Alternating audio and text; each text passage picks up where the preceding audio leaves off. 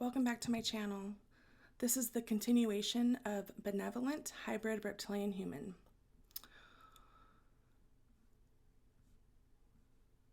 I'm going to just start where I left off. Because our system of beliefs is not to interfere with one's free will, this including ones who mean others harm as well. If they are to physically attack or try to destroy a race that cannot defend herself, then there are certain precautions that are taken. But this is not what I am saying. But if you do not experience the hardships that go with it, you know it is much like a child. You have to let them walk on their own. You cannot drag their feet across the carpet until they walk. It does not work this way. You are going to go through this experience as a race for a reason. We are here to lend our love and our guidance when one will listen to us. Jefferson: yes, but if they are physically present in our planet and they can shapeshift, why can't we also have another benevolent race on our planet that can also shapeshift, that can interact with us? Treb: because then we would become the same as they are. Then we are interfering with the free will of you and them. This is what separates the negative and the positive. There are two specific distinctions of a negative and a positive entity. The negative entity does not care about free will. They will impede your free will at the success or reward of their own. The second one is that they never look to wisdom. They only look to overpowering. Now, if we are to send a race down on your planet to try and protect you in this way, then if you are not wanting us here, then we are interfering with your free will. If this makes any sense, this is why we are not able to come on the planet until the planet is ready to accept us. There is so much fear or non-belief of us that our presence alone would be devastating to humanity as a whole. Because humanity as a whole holds on to their religious beliefs so highly, this is why we cannot represent ourselves in this way. We cannot go against the will of the human race in general, and so far as it goes, the human race is not tired of this yet. Okay, Jefferson says, Treb says, this is what the awakening is. This is what it is. Considered, it is for others to be awake, to start to see that they are being controlled, and when they get tired of this enough and they ask for our help as one, not as individuals in small percentages, but as one, and they are ready to ascend, and when they are ready, we will be here to help guide them through the ascension process and to teach them. But they have to accept our presence first. And you know this is not done because there is no acceptance of even the channeling that we produce. Jefferson: so, well, I understand then that the quarantine is put in place so that a race can grow up sufficiently to be able to deal with other races in a responsible way. Yes, Treb says. Now, when is this quarantine going to finish? The actual time is at the precipice of energy, but there is a secondary protocol as well. Oh, after this time is done, after we are able to break the quarantine. But once again, it must be with the acceptance of humanity as a whole. That is the very least time that we can come. If humanity is ready for us and accepts us in this way, even if it is before the quarantine date, we are not allowed to land. But as soon as the quarantine date is off, that is the indicator that you are ready for us to come. Jefferson: based on your understanding of interplanetary protocols, yes? Who puts up these quarantines in space?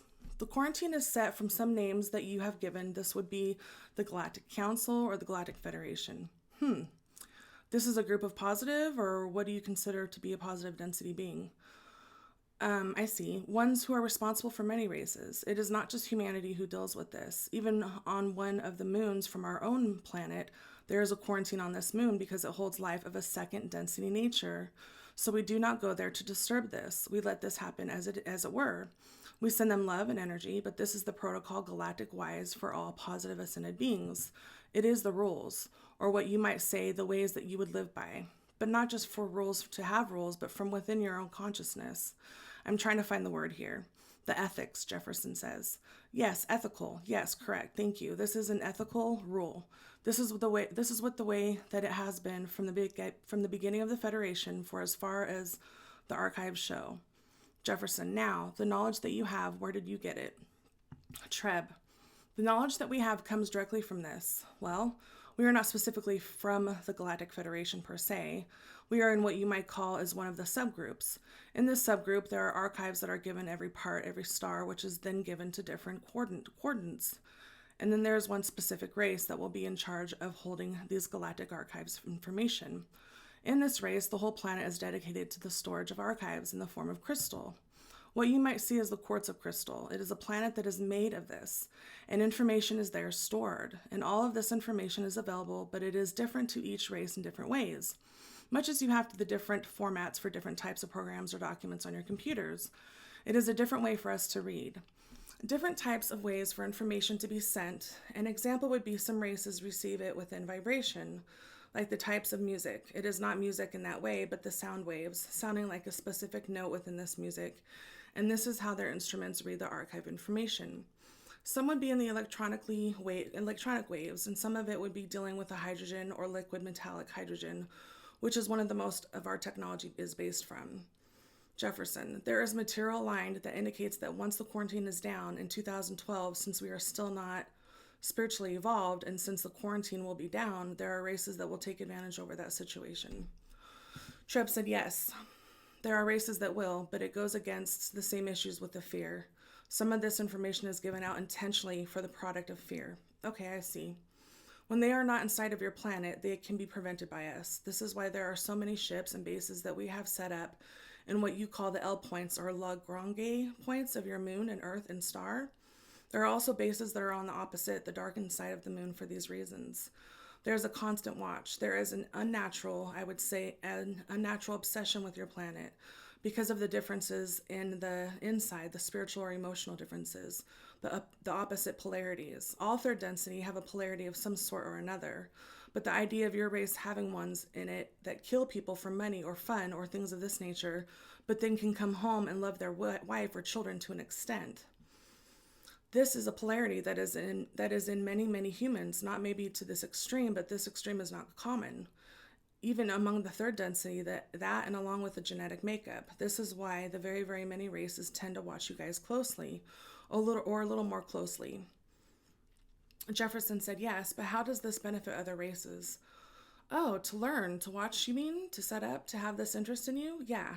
If it benefit races from the learning process, it is not just done here. This is done in every planet, which is getting into the area of changing over to this ascension.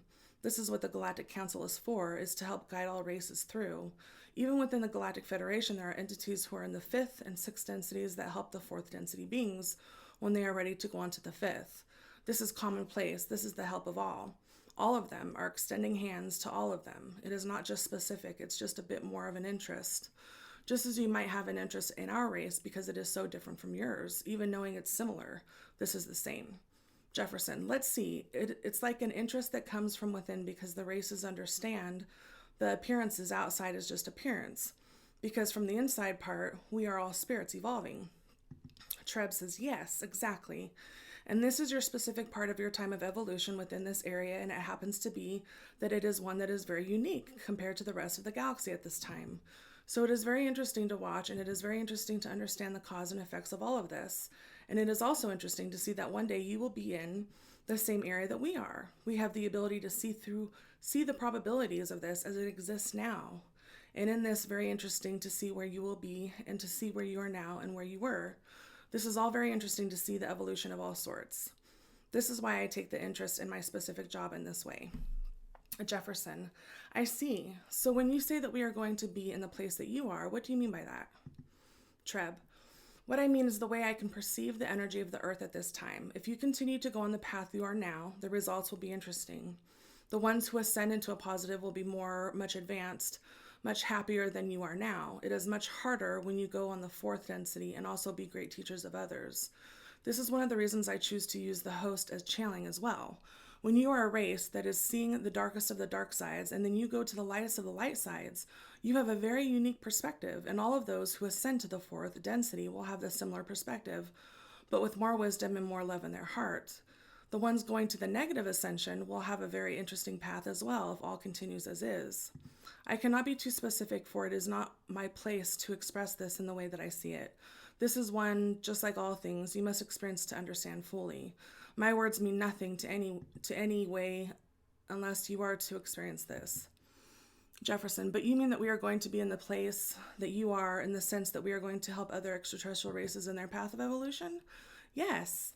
Once you have ascended to the 4th density, you will be part of this area. All who ascend to the fourth density positive would then join to the Galactic Federation or Galactic Council, so you will be a part of the process of helping others ascend too. But your race will have a especially high knowledge of the diversity of this because of the experiences you have went through. This is what I mean by this. Jefferson, hey Treb, I have a doubt that comes from experiences with extraterrestrial beings and their names. Yes? There is an individual that communicates with us on Earth since I was 3 years old, from the Sasani Society. Yes? Are you aware of this being? The Sasani Society is the name that is given for the one who is known as Bashar from this Earth. Yes. Okay, this race is part of the Association of Worlds. They are not part of the Galactic Federation. Yes? Jefferson, is this what you are talking about, or they are really two different things, or were you meaning the same thing? Treb, there is one group that, to your words, would be expressed as the Galactic Council or Federation of the Galaxy. These are the best words to describe this. There are several thousand different areas that are part of this, and for our area, we cannot name any specific group for different reasons. This is the same that many worlds deal with, so they have different subgroups within. If a group of entities is to join a federation of planets, they are all into the same reason, to help each other through ascension process and to share experiences with each other. Then they are a subgroup of this Galactic Council or Federation of the Galaxy, if you will. Jefferson.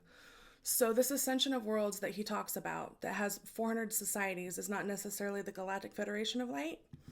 Treb, the Galactic Federation of Light is not the same as the Galactic Federation I speak of. Oh. I know what you are speaking of. Yes? This is not the same. Oh. This is a specific group of races that commit together, specifically through the meaning of channels to humans, and this is not the Federation I speak of. Whoa, there are so many groups, huh? Yes, the galaxy is infinite in size. Well, not infinite in size, but in the perspective of one world, it is a very large galaxy per se.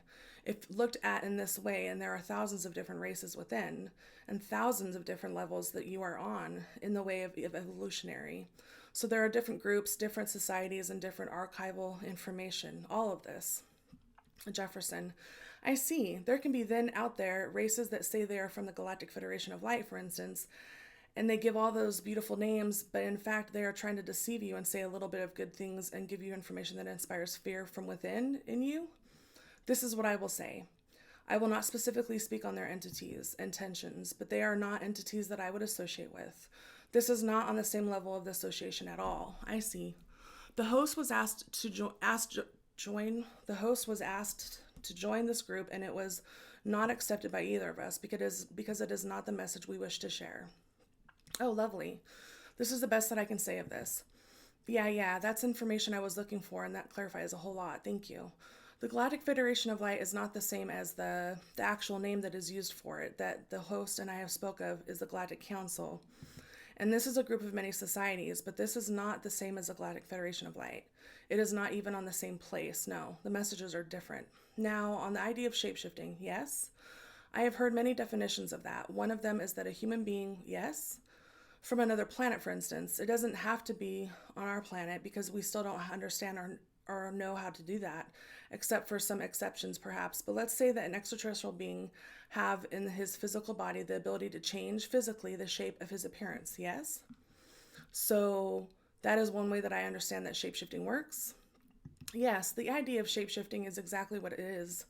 It is the ability to change your outward appearance in a way of manifesting. As in the way that I am able to manifest my own nutrition, they are able to manifest their outward appearance in this way. You also have to see some ideas of the manifestation might be different than this one sort. Okay, when you are able to go from one density to the next density, you have to manifest yourself in this density. So the appearance that you carry from density to density will not be the same as well. If I were to manifest myself within the third density, I would have to use my soul and a part of my consciousness to make a physical body here within the third density, because the third density is not energetically the same as the fifth density. So by doing this, I will use a portion of my consciousness to manifest within this density. So my physical appearance will change or look distorted to you in this way. This can also be an explanation for what some see as shapeshifting. There are many different perspectives that one might have about it, but the truth is that the outside body can be physically changed by pure will when you get to the densities that are higher, in a sense. The other explanation that I've had about it is that an extraterrestrial can, through hypnosis, impose his will on your mind. He doesn't change necessarily. Yes. But it looks for one to have a different appearance. This can happen as well. It is done usually for the ones who are not of necessarily strong will. as in the ones that you have heard of, the people on your planet that claim to be possessed. It is because they allow themselves to have another consciousness integrate with theirs and change its perspectives. And this is the same way. It is not that you are of a weak mind or character, it is that your vibration is lowered enough to where it is very easy to overcome this.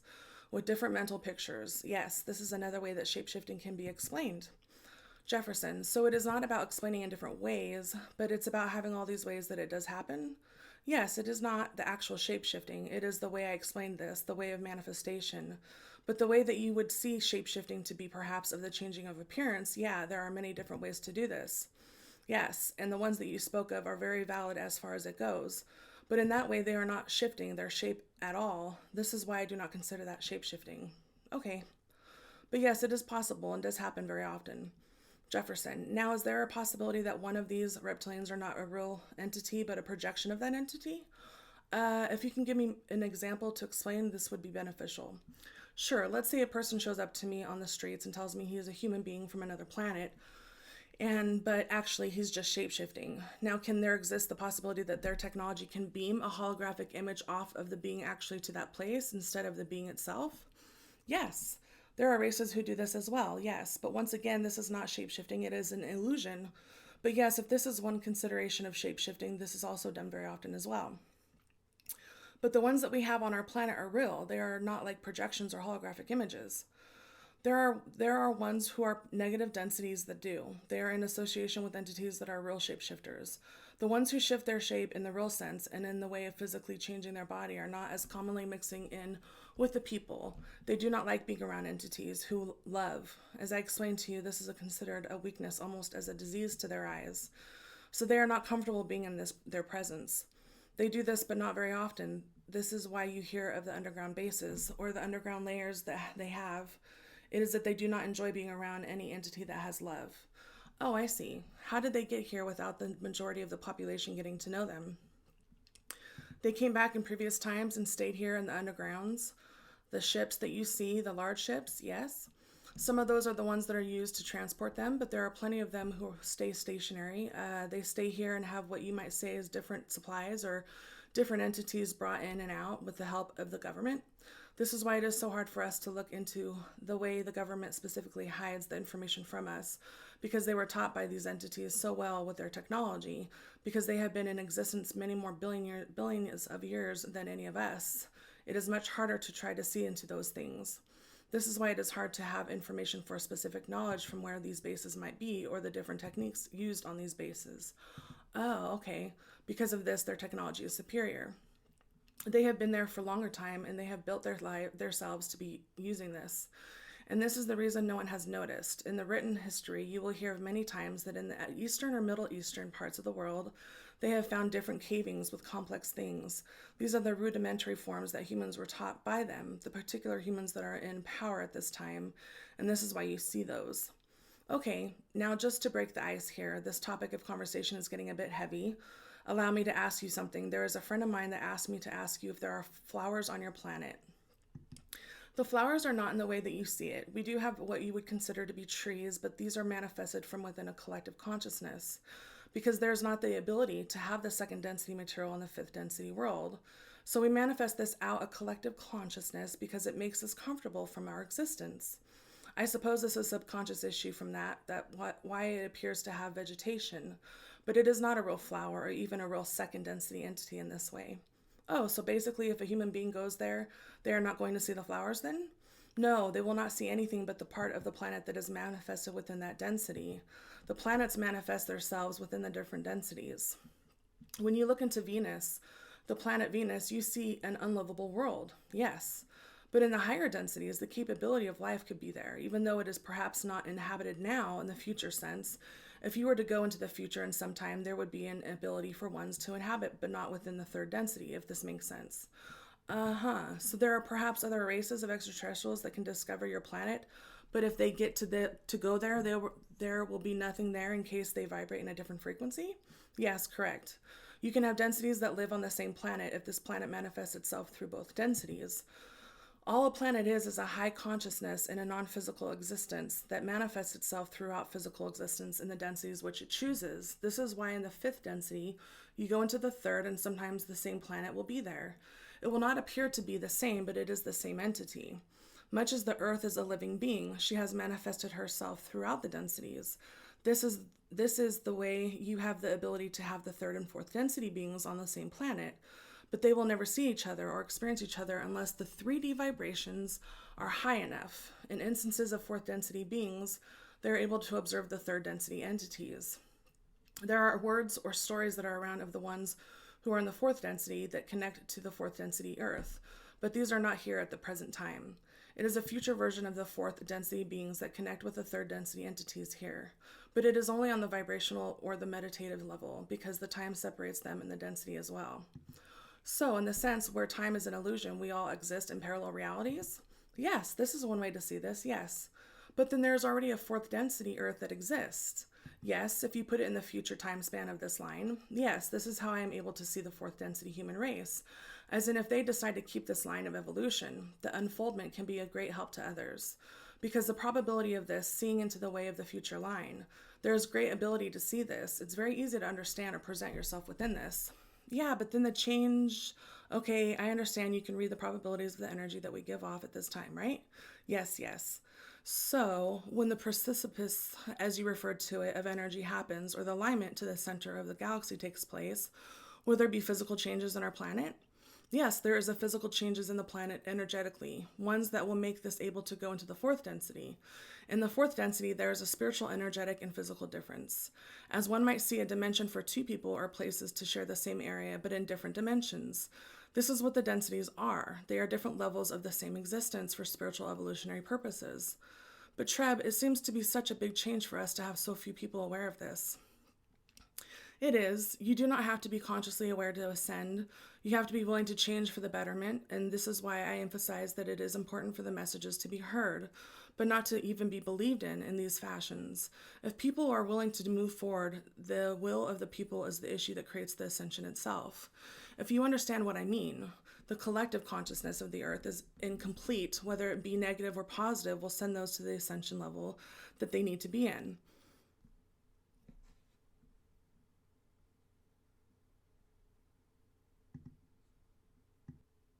It seems then when this alignment happens in 2012, we are going to be in a situation where there is going to be an example, a sort of, that will blow energy to us, which will cause things to change. A blowing from where the energy was? Is that what you said? Yeah, it seems that we are going to be elevated to a place where there will be a wind of energy that will blow through us and make us change, ? If you accept the energy, yes, there is a change within the consciousness and within the physical level.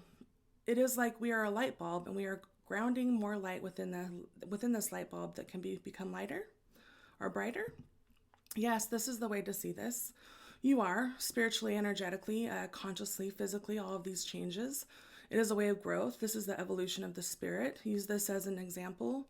When the Earth is born or is first in existence within your knowledge of the way that planets are made, it is made from several rocks that collect to each other through gravitational issue.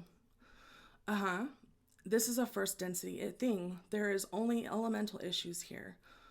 There are only rocks, fire, electricity. There are only pure elemental things here. So you see it evolves in consciousness, lives within, and it experiences everything that can be experienced within that density. So it moves to the next level, which is the 2nd density, which is what you might consider to be life that is not, I apologize, I am looking for the word, not very evolved life in this sense. Bacteria, plants, different animals, all of that, and going way upwards to what you would say more intelligent types of animals. Yes? This is all the same density, and the reason the Earth took this long in the way that you see the history of the Earth is because all of these entities, all of this consciousness had to experience and evolve through every experience that was able to be had.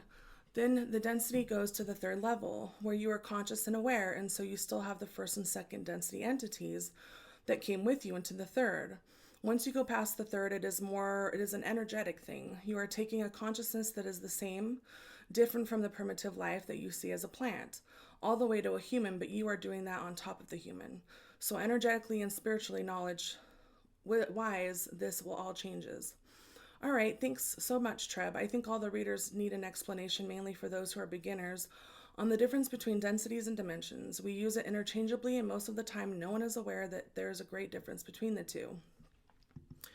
The difference between them are the weight that you give them. It is meant differently by many people, but to the way that I see the evolution, it has no true differences besides the outside parameters that are given.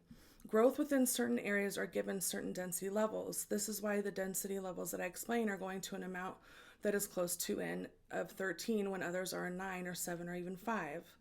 It is because it is given different parameters to different issues, but the idea of what some people see as dimensions, this is what I explain as the different universes. It can be the same but in different parts of time and space. It is the way that it is built that is separate. You can have the same universe doing the same things, but they are in different events that are happening. This is the difference in the universe. It is all about the wording, and as far as you explain in the difference in the density and dimensions, the way the host mind accumulates these words, there is no difference than the way that you might impose the differences on yourself. Okay, I understand what you are saying in that sense, because obviously everywhere there is a way to look at something as well as explain and define it. Now, the basic differences that I see as I speak to so many extraterrestrial beings is that the dimensions are made by the depth, length, and width, correct? And density talks about spiritual growth and the ways of the atomic structure and the speed of its vibration. Yes. So that is the only detail that I would like to share with the readers, because even myself sometimes, well, if you want me to explain the differences of the height, the width, and the different probable times, there will not be enough time today. The host body is very tired. The time today compared to that he normally uses is much greater. Oh, don't worry about it, my friend. All is well. This is something that is better explained in the longer way. We would be more than happy to explain these differences. If you want a basic description of this, the energetic ways, the density ways, it is exactly as you explain this. It is an energetic, spiritual evolutionary, which there are several within one dimension. And if you see dimension as only the time, the width, and the height in the time place it is, this is why there are different probabilities, because each different dimension that you see in this way is separate. This is the way there are different timelines. There are different probabilities within each densities and each reality, because these dimensions are the actual space that are within this physical existence universally. And in many other universes, this is the most generic explanation, so to speak. So, for example, when you pass from the third density to the fourth density, it seemed like we can also use a new dimension that is in time and space, right? We can kind of bridge both. Yes, the third density Earth still manifests itself within the third density. But you will be moving on the energetic way to the fourth density. And Jefferson says on the fourth density, we can deal with a new dimension, right? Question mark. Which is then added onto it. Yes, you consider the dimensions to be in height, width, length, and time. Yes, that is the same thing. I do not mean to cut you off, but the body of the host is very tired. What are you saying? No, I would just like to find out then how we will relate to time differently than we do then today, once we evolve to the fourth density, but it can be asked another day.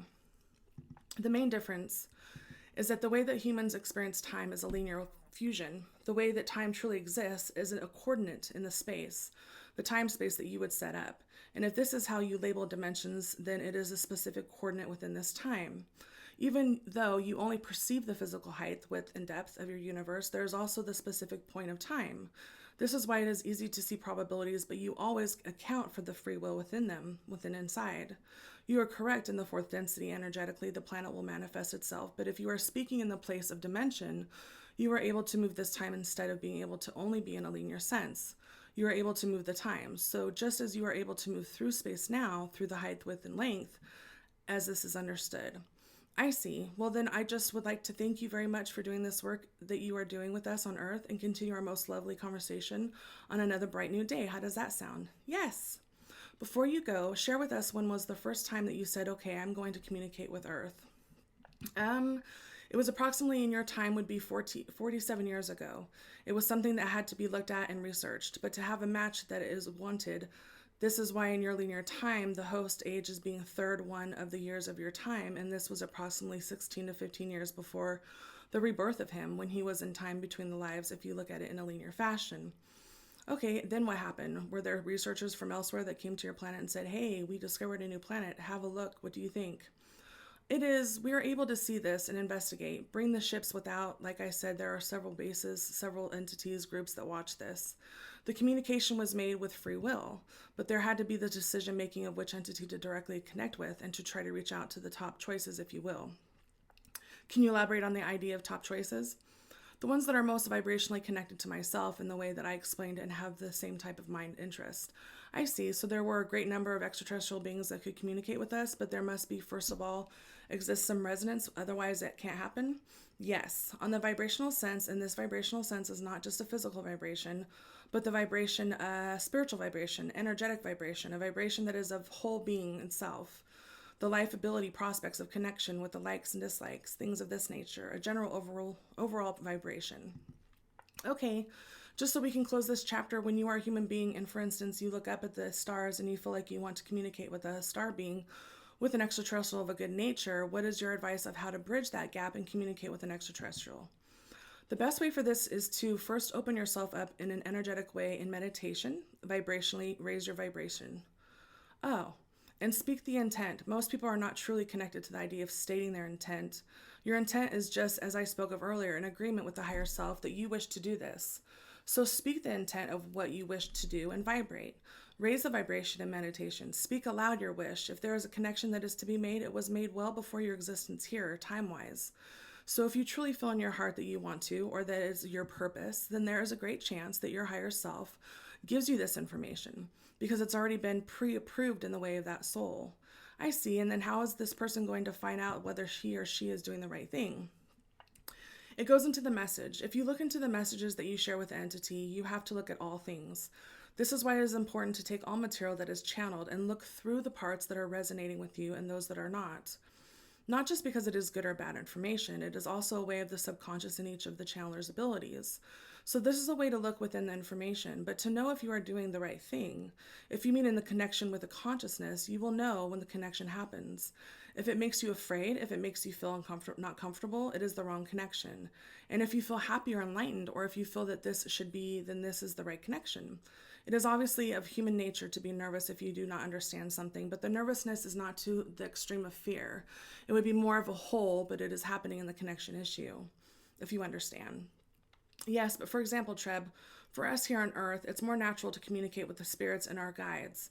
How to know the difference between a spirit of family, someone that has passed over that is right now in the spiritual world, that is communicating with us. How do we discern a spirit communication from an extraterrestrial communication? Is there any difference? The only difference is the vibrational resolution quality, maybe.